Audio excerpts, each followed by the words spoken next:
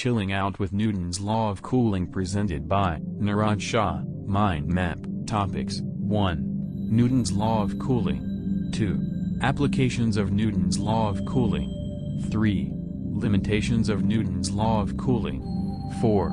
Experimental verification of Newton's Law of Cooling. 5. Advantages of Newton's Law of Cooling. 6. Conclusion. Explanation. 1. Newton's Law of Cooling. Newton's law of cooling states that the rate of change of temperature of an object is proportional to the difference between its own temperature and the ambient temperature.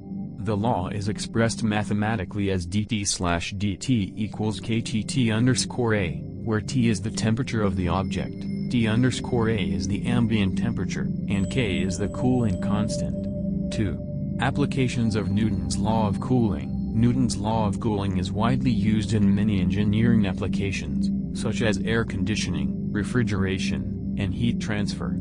It is also used to calculate the cooling rate of a body in a vacuum. The law can also be used to calculate the time required for an object to reach a certain temperature, given the initial temperature, ambient temperature, and cooling constant.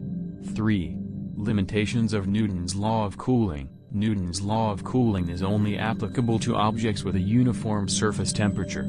It is also limited to cases where the object is not in contact with any other object. The law also assumes that the heat transfer is only due to convection, and does not take into account the effects of radiation or conduction. 4. Experimental verification of Newton's law of cooling. Experiments have been conducted to verify the validity of Newton's law of cooling. These experiments involve the measurement of the temperature of an object over a period of time. The results of the experiments show that the temperature of the object decreases at a rate proportional to the difference between the object's temperature and the ambient temperature. 5.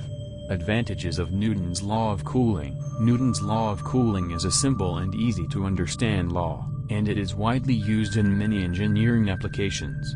The law is also applicable to a wide range of temperatures and cooling constants. The law is also useful for predicting the cooling rate of an object in a vacuum, which is important in many space applications. 6. Conclusion. Newton's law of cooling is an important law in thermodynamics, and it is widely used in many engineering applications. The law is simple and easy to understand, and it can be used to predict the cooling rate of an object. Experiments have been conducted to verify the validity of the law, and the results show that the law is accurate and reliable. The law has many advantages, and it is an important tool for engineers.